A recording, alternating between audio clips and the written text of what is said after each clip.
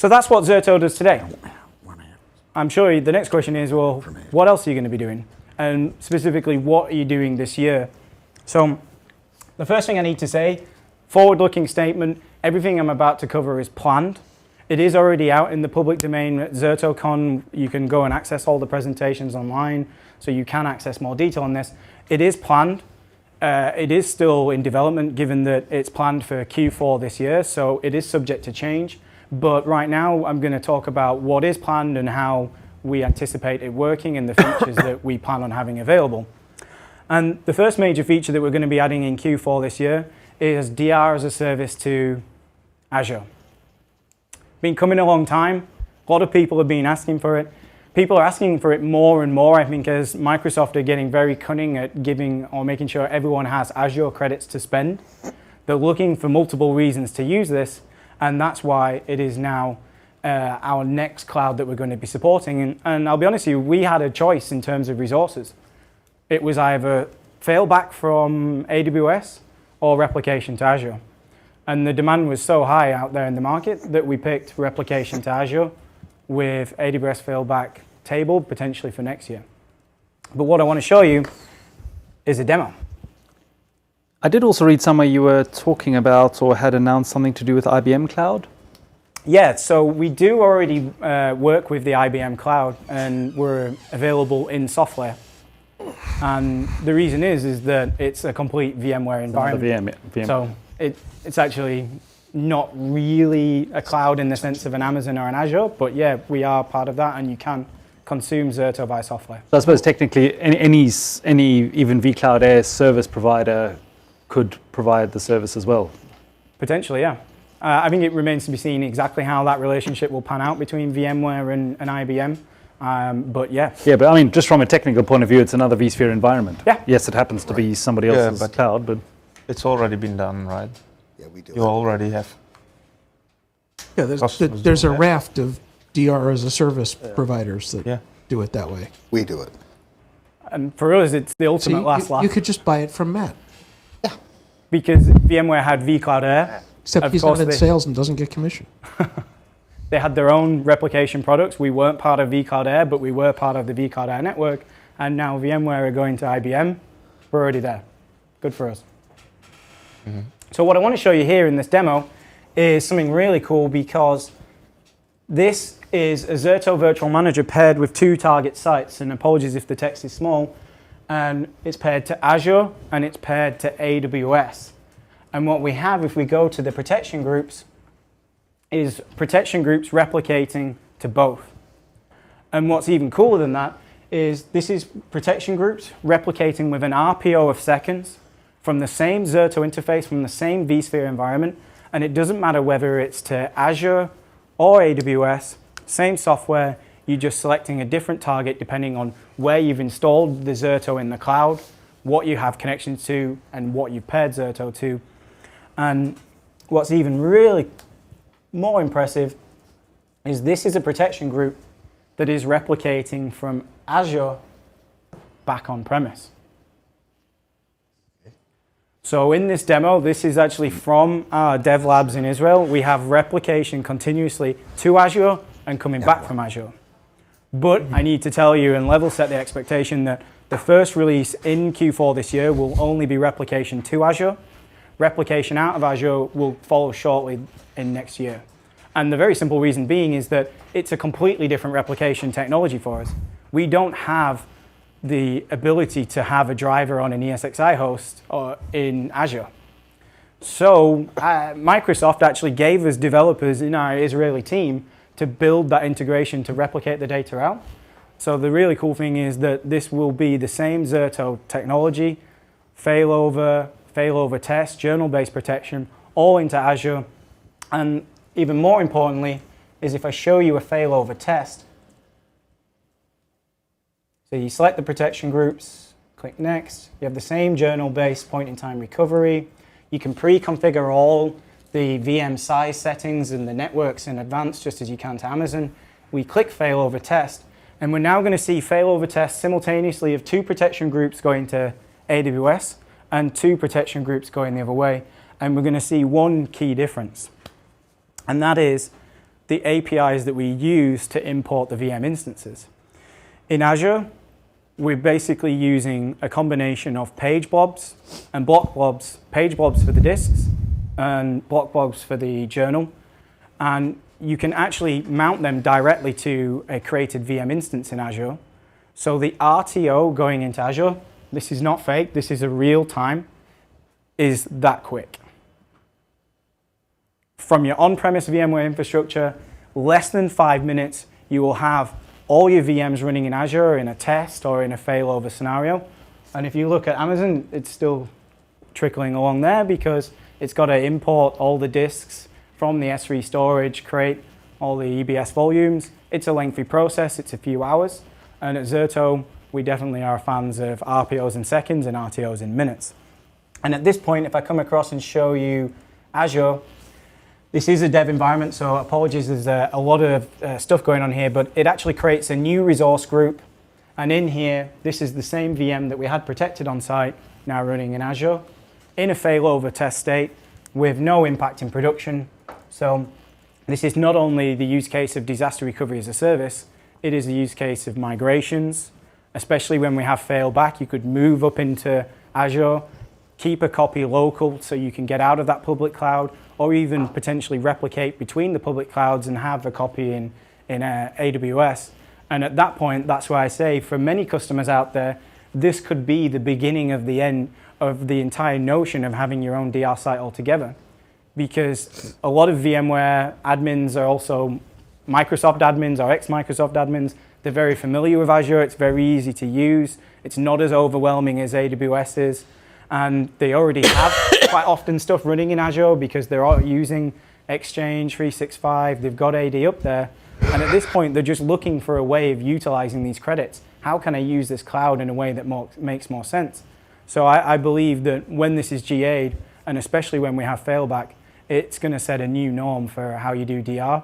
And for a lot of customers, they'll look back in 5 years and say, oh, remember that time when we used to go out and buy a whole rack of kit and a data center to put it in and a lease? And they'll laugh and say, yeah, we now spend that money on having the fastest performing kit on premise, and we just let someone else worry that, or we use all of our credits from our extremely expensive Microsoft licensing.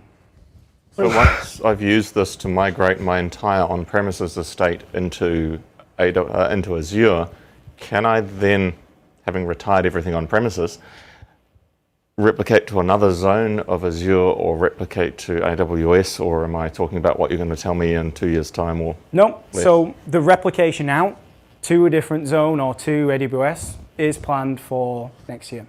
And we've already got it running in our labs, so I am extremely confident in being able to deliver that, whereas Amazon, we don't have that running, so I'm not.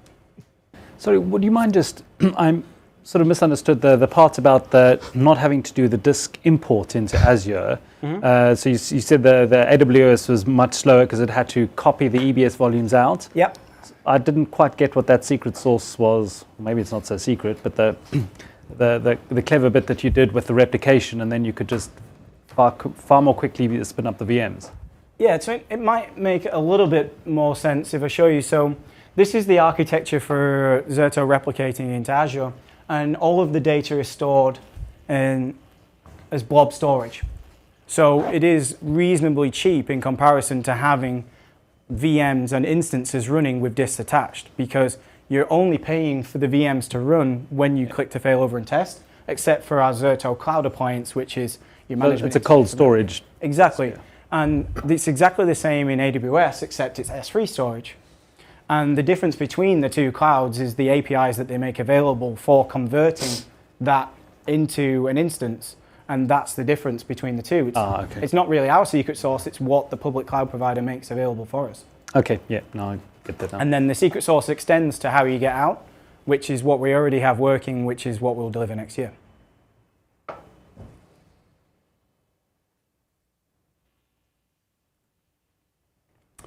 So what else do we have coming this year? I know that's a pretty big piece of work for us, because for us it's a whole new hypervisor in effect that we've now got to support, in addition to VMware, Hyper-V, AWS, our cloud ecosystem. You can see why we're not only growing our sales year on year by double, we're growing our teams. The next thing we're increasing the journal history. So we've already talked about how the journal works and what it enables, so I don't want to go back into that, but we are increasing it to right now, the plan is to 1 month. And all the journal data is actually compressed. So when we compress the change block and replicate it over the wire, we maintain that compression into the journal, and we only uncompress the block once you utilize it for a failover test or move. So the spaced overhead recommendation is pretty much going to stay in line. We'll recommend an additional 7 to 10% overhead as a general rule of thumb, but as you know, the size of a journal is the size of the changes in the time frame you configure it for. And yes, we do factor in our compression, so if you tell me I have a daily change rate that means over 1 month, 100 gigabytes of data changes, then the journal will be 100 gig minus whatever compression we've managed to achieve, depending on the data set. But for many of our customers, if your SLAs dictate that you only need to keep data for 1 month, and you have the ability to restore any file, restore virtual machines, and beyond that you might have a separate tape archiving solution. Multiple customers have many different backup products and solutions in there. I'm not saying Zerto is going to replace all of them, but it might allow you to take one of them out there and simplify your stack. The next feature that we're adding is my personal favorite because it opens up a whole new world of use cases, and that's one-to-many replication. And what that simply means is you can now protect a VM to multiple sites simultaneously and maintain the RPO in seconds across all of the different copies. And the targets could be local, remote, or multiple remote. And this is going to be supported across all of the platforms. So it could be vSphere to vSphere, vSphere to Hyper-V, between both. It could be to one of our Zerto cloud service providers. It could be into Azure and AWS simultaneously if you want to test out the two clouds and see how a VM behaves between both of them. And it works extremely simply because all you can now do is place the same VM in multiple protection groups. Before, it was a one-to-one mapping. One VM could only exist in one protection group, and the protection group could only have one target. Now, with this, you could have the same VM in multiple protection groups, and it doesn't have to be all the VMs, it could be a subset. So in this example here, I could just take one VM from protection group 3 and put it in protection group 4 and send it to any different location. We do have an arbitrary limit of 3 protection groups on a VM, and that's actually just because we can't think of a use case for 4, but if anyone can think of a protection group 4 use case, then let us know. So it means that I can fail over one VM in VPG? Yes. Okay. Oh, you're taking my thunder away from me. That was a slide. But yes, we maintain the consistency of a VM in all the VPGs. There's no additional performance overhead. It's all the same replication technology. And one important note is that it is a full replica in VM. It's not just giving you a journal. You will have a complete copy of that data in whatever you select to replicate to. So what does this mean? You can have local and remote copies, multiple remote copies. This could be to meet compliance requirements, i.e. you can configure different SLAs and journal histories per protection group. So you could send this one here with a 1-day journal and this one here with a 1-month journal. Depends what the cost is, what storage is available, how much you do or don't want to use. And there's actually multiple different use cases that I want to break down. And the first one is a local copy use case. Because now you can have a local copy of the data and maintain disaster recovery and replication to your DR site, which of course means you can recover directly to production. There's no latency of failing over that app to the DR site. You can protect against maybe a local SAN failure and not have the latency to the DR site. It could be from your SAN to maybe a vSAN. We support vSAN as well. It's also going to give you fast local file restores with the journal file level restore capability. If you've got that 2 terabyte SQL database that you don't want to pull from the DR site, do a journal file level restore from the local copy. This could also be for satellite offices where you want a local replica and then a remote replica. And ultimately, this is designed to give you both disaster recovery and start to address more of your data protection use cases. And potentially, I'm thinking, in a DevOps kind of world where you may want to bring up test things very quickly and have multiple copies. We heard from another company yesterday, but yeah, having multiple copies of things can be important. Exactly. All API driven. If you want to automate that protection of that new protection group, do failover tests, take offsite clones. You can do it all. We're just an extensible platform in that regard. Migrations is the next use case, and not migrations of a protected site, because usually that's going to be, between the same versions. You might do vMotion, storage vMotions, whatever. But let's say you need to change your target DR site, and this does happen quite a lot. If you need to change your target DR site, how do you migrate to the new DR site and maintain protection if you can only have one protection group? This feature, you just simply create a new protection group to your new DR site. It could be from switching your DR on-premise to a cloud provider, between cloud providers. If you're using one Zerto cloud service provider, the deal comes up for renewal and someone gives you a better service and price, you might want to switch between them but not have this 2-week window while you resynchronize the data. You could switch between, maybe you're using Zerto to go to AWS, we add Azure support, and you're like, okay, that's faster, I'm going to use that. And with all these use cases, never lose protection, and you can try it before you switch. Maybe you're not sure whether DRAS to Azure is going to work out for you better than your own site. Great. Use this, try it out, and if it doesn't work, then you just delete the protection group. In the specific example of the cloud, you might have some expensive on-premise storage where you only want to keep that one-day journal. Maybe it's on your all-flash array, and you want to use the cloud to keep the data for longer because you have more data change and you have the ability to use the blob storage or the block storage, which is way cheaper than your all-flash array on-premise.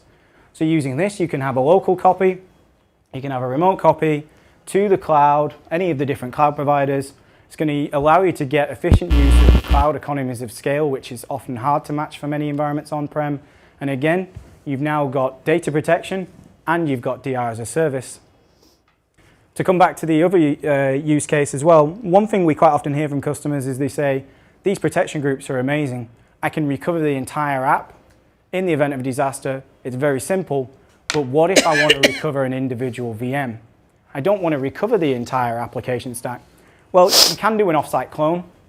It gives you a complete copy of the VMs in the inventory, in the target site, and you can power on that one VM, but you have to wait for that entire clone to finish. It's not as slick a process as the failover test that I showed you before. So what this does is it gives you the ability to create one protection group per application for disaster recovery, and then you can create one protection group per VM or groups of VMs within your local site to recover individual VMs. Maybe it's 2 web servers that are part of an application stack or the database server on its own, and you've got a problem with the web server. You need to roll it back to 2 p.m., but you don't want to remove all the transactions from the database. And the beauty of this is that if you're only failing over one part of the application, you're not going to want that to run in the DR site anyway, because then you're going to have a huge amount of latency between all the different components. So again, using this, we've now got data protection and disaster recovery all from one solution, and all with RPOs in seconds and RTOs in minutes. Pretty powerful. The next feature that we've got coming is a mobile app. And the mobile app is going to be SaaS delivered. So in each Zerto manager, there's going to be a new setting that allows you to enable and disable this call home that gets reported back to our central secure encrypted database, where we're going to store all of the data on your environment. And this means you can access this app with no VPN, and you can have a single view across all your Zerto managers. So if you go back to our original use case of the SaaS provider, they've got 5 Zerto managers. Yes, you can view them all through our Zerto Cloud Manager on-premise, or you can now use this mobile app, and from one interface from your tablet, you can see overview of your entire environment, the RPOs, the protection groups, any alerts, and you can take Zerto anywhere. And the first version of this is monitoring only, so anyone thinking that they can click failover while sat on the beach, the app won't let you do that. If you want a VPN and go onto your Zerto manager and do that, you can. But the app is version 1 going to be monitoring only. Can I just ask about the Zerto Cloud Manager? You mentioned that Yes. briefly, and I'm not fully aware of the Zerto products. How does that work? Is that a cloud-based SaaS solution for managing on-premises, or? It's not. So it's actually, the Zerto Cloud Manager is an on-premise Zerto installed module, and it's essentially our manager of managers. So you install it on-premise, put it in a VM, and from the Zerto Cloud Manager, you add in all your Zerto managers, and it gives you a central view Okay, so of them all. in your first example, that was the one on the bottom that You brought could- in the 5 Zerto managers. You could put that in there, yeah. Okay. Now, the primary use cases for the Zerto Cloud Manager are one, you can create service profiles and push them out to all the Zerto managers. So there's standard profiles across creating all the protection groups. Two, you can configure resource abstraction and self-service portals. So you can give users the ability to only view these protection groups, only create protection groups to this data store, this port group, this cluster. Okay, yeah. And that's for both vCenter resources and vCard Director resources. So if you want to integrate Zerto into vCard Director, you have to have the Zerto Cloud Manager, because that's the glue that allows you to present VCD orgs to source customers. Okay, so then how, you said, we're talking about the mobile app connecting to that, and you didn't need a VPN. How's that? So it won't. It's actually completely separate from the ZCM. The ZCM is for primarily for our large enterprises and actually cloud providers. So the 200 cloud providers that we have all have a ZCM where they manage all the multi-tenancy and the DRAS. Yeah. The mobile app is completely separate, and it's taking all the ZVM data and it's storing it in the Zerto cloud. It's not on-premise at all. Okay, so But there will be a project to align those two again in the future, because right now I do understand it is a little bit confusing that that's not using the data from the ZCM. Its first use case is going to be customers with ZVMs in enterprise accounts, and then we'll expand it to the cloud providers at a later. how does the information get into your Zerto cloud then? So from your Zerto Virtual Manager, it has a call home, Okay, and it sends it over HTTPS encrypted to our servers. so and it's you sort of a can disable- synchronization utility, so you can, from your mobile app, just view the data. Yeah. Okay. And it's a separate checkbox, so if anybody has security guidelines where they don't want to have that, they can turn it off. And from your My Zerto account on our website, you can control which users can or can't access the mobile app. So you can kick people out, you can lock it down, and you can manage the security. Are many people using that? So this is coming That's in coming, Q4, and we'll see. Okay, and then I suppose a logical step from that is then why not run my Zerto management from the cloud? I agree. It's the beginning of big things. Okay. And not only that, if we look at analytics, for a lot of vendors out there now, if you've got this huge amount of data on operations, why could you not say, for example, for this protection group, the average failover time is 2 minutes, 40 seconds? It really becomes pretty interesting in what you can do.